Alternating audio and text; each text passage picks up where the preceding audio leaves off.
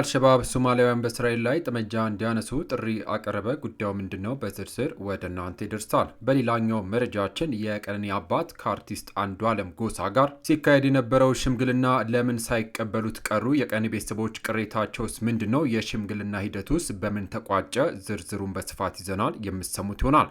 በማስከተል ህወሓት የተፈናቃዮችን ሞት በተመለከተ የአፍሪካ ህብረት አጣሪ ቡድን እንዲያሰማራ መጠየቁ ተገልጿል። እነዚህና ሌሎች መረጃዎችንም ይዘናል። ጤና ይስጥልኝ የተከበራችሁ የዩቲዩብ ቻናል ቤተሰቦች፣ ቀደም ብዬ በአርዕስተ መረጃዎቹ ያስደመጥኳችሁን ሰበር መረጃዎች ይዤ ቀርቤያለሁ። እስከ ቪዲዮ ፍጻሜ አብራችሁን ቆዩ። ቻናሉን ሰብስክራይብ በማድረግ የደውል ምልክቷን ምጫን፣ ቪዲዮን ላይክ ማድረግዎን አይዘንጉ። ዝርዝር መረጃውን አድምጡ፣ አብረን እንከታተለው። ክቡራን አድማጮች፣ በቅድሚያም አልሸባብ ሶማሊያውያን በእስራኤል ላይ ጠመንጃ እንዲያነሱ ጥሪ አቀረበ። ቴልአቪቭ ለሶማሊላንድ የሰጠችውን የነጻ አገርነት እውቅና በመቃወም እስላማዊ ታጣቂ ቡድን አልሸባብ ሶማሊያውያን በእስራኤል ላይ ጠመንጃ እንዲያነሱ ጥሪ አቅርቧል። የቡድኑ ቃል አቀባይ ባስተላለፈው በቪዲዮ በተቀረጸ መልእክት ሶማሊያውያን አገራቸውን ከእስራኤል መካከል ታጥቀው እንዲነሱም ጥሪ አስተላልፏል። የአልሸባብ ቃል አቀባይ ሼክ አሊ ሙሐመድ ራጌ ወይም ደግሞ አሊ ዳሂር ባቀረበው ጥሪ የሶማሊላንድ መሪዎች ከሃዲ በማለት በሶማሊያ ሕዝብ ላይ ቅኝ ግዛትን ጋብዘዋል ሲልም ከሷል። ማንኛውም የሰለጠነና መሳሪያ ያለው በተለይ ወጣቶች ካሉበት ሆነው በእስራኤል ላይ ጦር መጀመር አለባቸው ማለት አይሁዳውያን ኢላማ እንዲያደርጉም ጥሪ አቅርበዋል። መሳሪያም ሆነ ስልጠና የሌላቸው ደግሞ ቡድኑ የሚያስፈልጋቸውን ለማቅረብ ዝግጅት መሆኑን በመጥቀስ እንዲቀላቀሉት ጥሪውን አስተላልፏል። በበርካታ ሀገራት በሽብርተኝነት ከተፈረጀው ከዓለም አቀፉ ቡድን አልቃይዳ ጋር ትስስር እንዳለው የሚነገርለት አልሸባብ ሞቃዲሾን ጨምሮ በተለያዩ የሶማሊያና የምስራቅ አፍሪካ አገራት ውስጥ የሽብር ጥቃትን በመፈጸም ይታወቃል። የሶማሊያ መንግስትን ለመጣል የሚዋጋው ቡድኑ ከአገሩ መንግስት ባሻገር አሜሪካን ጨምሮ በአጎራባች አገራት የሽብር ቡድን ተብሎ እየታደነ ያለ ነው። እስራኤል የሰጠችውን እውቅና የተቃወመው የአልሸባብ ቃል አቀባይ የሶማሊላንድ ህዝብ እስራኤል የሰጠችውን እውቅና እንዲቃወምም ጥሪ አቅርቧል። ነገር ግን ከ30 ዓመታት በኋላ ከሶማሊያ መንግስት ራሷን ነጥላ ነጻ አገርነቷን ላወጀችው ሶማሊላንድ እስራኤል ባሳለፈው ሳምንት የሉዓላዊ አገርነት እውቅና መስጠቷንም ተከትሎ በሀርጌሳ በርካታ ህዝብ አደባባይ መውጣት ደስታውን ሲገልጽም ነበር። በሌላ በኩል ደግሞ የሶማሊያ ማዕከላዊ መንግስት እውቅናውን አጥብቆ በመቃወም ጉዳዩን ወደ ተባበሩት መንግስታት የጸጥታው ምክር ቤት መውሰዱም ይታወቃል። እንዲሁም ሶማሊያውያን በተለያዩ አገራት ክፍሎች ውስጥ ባካሄዷቸው ሰልፎች የሶማሊላንድ አገርነት እውቅናንም ተቃውሞታል። በሌላ ዜና ህወሓት የተፈናቃዮችን ሞት በተመለከተ የአፍሪካ ህብረት አጣሪ ቡድን እንዲያሰማራ ጠየቀ። የአፍሪካ ህብረት በትግራይ ጦርነት ወቅት ከነበረው በበለጠ ሁኔታ በታህሳስ ወር የተመዘገበውን የተፈናቃዮች ሞት የሚሰንድ የሀቅ አፈላላጊ ተልዕኮ እንዲያሰማራ ህዝባዊ ወያኔ ሓርነት ትግራይ ህወሓት ጠይቋል። በክልሉ የሚገኙ ተፈናቃዮች ላይ እየተከሰተ ያለው የጅምላ ረሃብ የፕሪቶሪያው ስምምነትን የሚጥስ እንደሆነም ህወሓት ገልጿል። ከህጋዊ የፖለቲካ ፓርቲነት የተዘረዘው ህወሓት ለአፍሪካ ህብረት ኮሚሽን ሊቀመንበር በጻፈው ደብዳቤ በተፈናቃይ ካምፖች ውስጥ ያለው ሁኔታ በእጅጉ አሳሳቢ መሆኑን በመግለጽ የሰብአዊ እርዳታ አቅርቦትን ለማሻሻል አስቸኳይ እርምጃ እንዲወሰድም ጠይቋል። በክልል ውስጥ ያሉ ተፈናቃዮች ለከፍተኛ የምግብ እጥረት በመጋለጣቸው የሟቾች ቁጥር እየጨመረ መሆኑን የጠቀሰ ህወሓት ክስተቱ የ2 ዓመቱን ጦርነት ያስቆመውን የፕሪቶሪያ ስምምነትን የሚጥስ ነው ሲልም ከሷል። ድርጅቱ በመጠለያ ካምፖች ውስጥ ያለው ሁኔታ በዚህ ወር ውስጥ መባባሱና ያለው ሁኔታ በትግራይ ውስጥ ጦርነት ከጀመረበት ወቅት ከነበረው የከፋ ሆኖ የሚሞቱ ሰዎች ቁጥር ከፍተኛ መሆኑን ገልጿል። ህወሓት በደብዳቤው የአፍሪካ ህብረት በታህሳስ ወር የታየው የተፈናቃዮች ሞት መባባስ የ5 ዓመት የሞት ቁጥርና ስልታዊ የእርዳታ እቀባን የሚሰንድ የሀቅ አፈላላጊ ተልዕኮ እንዲያሰማራም ጠይቋል። ተልዕኮ በ60 ቀናት ውስጥ ሪፖርት እንዲያቀርብም አሳስቧል።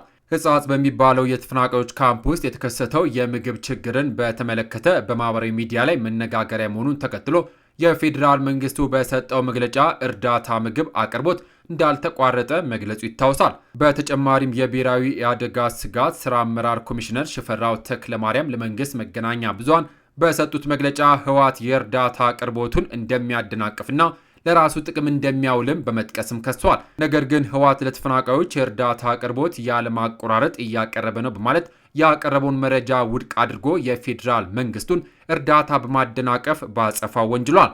ህወሓት በደብዳቤው የአፍሪካ ህብረትና ሌሎችም አገሮች ለተፈናቃዮች አስቸኳይ የሰብአዊ እርዳታ አቅርቦት እንዲፈቅዱ እንዲጠይቁና በተከሰቱ የሰዎች እልፈት ላይ ገለልተኛ ምርመራ እንዲካሄድ በመጠየቅ የፕሪቶሪያ ስምምነት ሙሉ በሙሉ ተግባራዊ እንዲሆን ጫና እንዲያሳድሩም ጥሪ አቅርበዋል።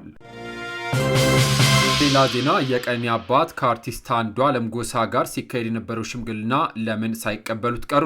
የቀነኒ አዱኛ ሞት ተከትሎ በአባ ገዳዎችና በሀገር ሽማግሌዎች የተጀመረው የእርቅ ሂደት ላለፉት ወራት ምንም ውጤት አለማምጣቱ ታውቋል። በአርቲስት ቀነኒ ግድያ ተጠርጥሮ በቁጥጥር ስር ውሎ የነበረው ሙዚቀኛ አንዷለም ጎሳ ባለፈው ጥቅምት ከ3 ወራት እስር በኋላ በዋስ ተለቋል። ሙዚቀኛው በ50 ሺህ ብር ዋስ የተለቀቀው አቃቢ ሕግ በተሰጠው ጊዜ ክስ መመስረት አለመቻሉን ተከትሎ መሆኑን ጠበቃው መናገራቸው ይታወሳል። የቀነኒ ቤተሰቦች አንዷለም በዋስ መለቀቁ እንዳላስደስታቸውና በልጃቸው ሞት ጉዳይ እንደሚጠረጥሩት ተናግረዋል። የልጃችን ፍትህ አላገኘንም፣ እውነታንም አላወቅንም። አንዷለም በዋስ ሲለቀቅ ልጃችን ለሁለተኛ ጊዜ ነው የተገደለችው ሲሉ አባቷ አዱኛ ዋቆ ለኢቢሲ ተናግሯል።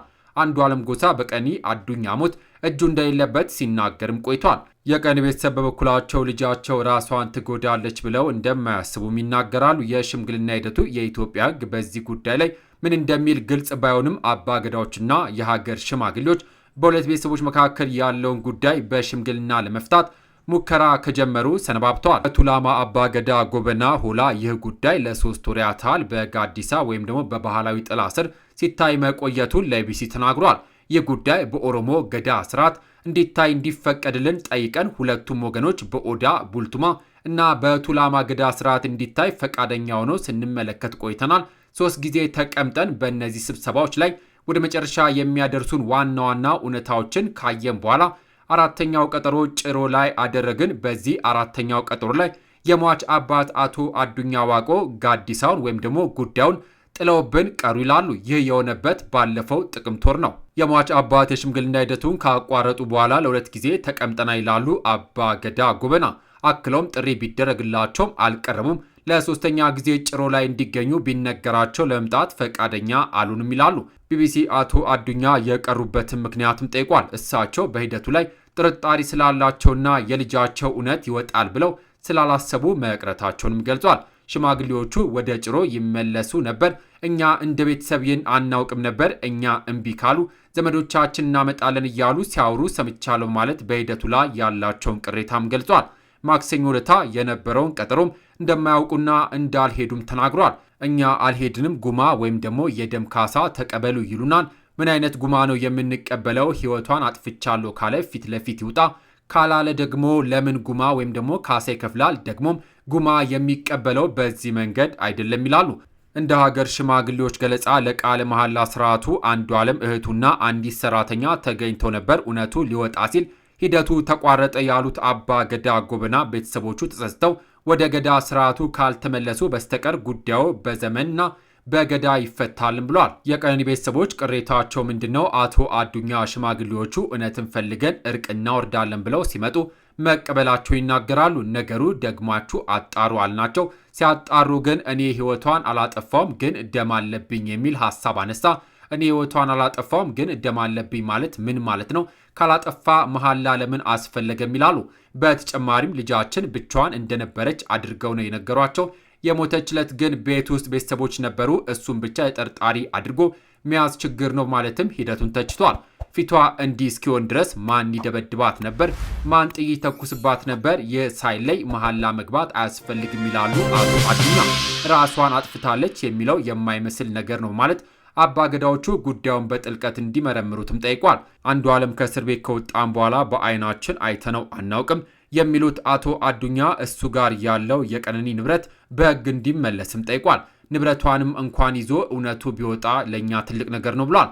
አባ ገዳ ጎበና ሆላ እውነቱ ያለበትን አይተናል፣ ነገር ግን እውነቱ ማን ይቀበል ይላሉ። ስለ እውነቱ ሲጠየቁ ባለቤቱ ወይም ደግሞ የልጅቷ አባት ሳይመጣና ሳይቀበል በዝምታ አይወጣም፣ ይህ ማላ ነው ብሏል። በኦሮሞ ገዳ ስርዓት የማይፈታ ነገር የለም የሚል ተስፋ እንዳላቸውም ገልጿል። ቢቢሲ አንዷለምን በቅርበት ያሉ ቤተሰቦቹን ለማግኘት ያደረገው ሙከራም አልተሳካም። በቀነኒ ህይወት ማለፍ ተጠርጥሮ ለ3 ወራት ያህል ታስሮ በዋስ የተለቀቀው አንዷለም አሁንም ጉዳዩን በፍርድ ቤት እየታየ ነው። አንዳንድ የማህበራዊ ሚዲያ መረጃዎች አንዷለም ነፃ መውጣቱን ቢናገሩም አባገዳ ጎበና ግን እውነቱን ሽማግሌዎች ተረክበው አንተ ነፃ እጅ ንጹህ ነው ብለው እስካልታወጀ ድረስ ነፃ አላልንም ሲሉም ለኢቢሲ ተናግረዋል። ቤተሰቦች ከዚህ በፊት በትሩዝ ኢትዮጵያ ቻናላችን የምታውቁም ቢሆንም አሁን ግን ባልታወቀ ምክንያት በብዙ ሺህ ተከታይ የነበረው ቻናላችን በመዘጋቱ ያዘንን ቢሆንም ግን በአዲስ መንፈስ በሌላ ቻናል ተመልሰናል። ሁላችሁም ይህንን ቻናል ሰብስክራይብ በማድረግ እንድትቀላቀሉኝ ሐሳብና አስተያየታችሁን ኮሜንት በማድረግ ድጋፋችሁ አይለይኝ ስል ከምስጋና ጋር በአክብሮት እየጠየቁኝ ለሰዓቱ ያስኩላችሁ ሰበር መረጃዎች እነዚህን ይመስሉ ነበረ። ከሰዓታት በኋላ በሌሎች በአዳዲስ መረጃ እስከምንገናኝ በያለንበት የዓለም ዳርቻ ቸር እንቆይ።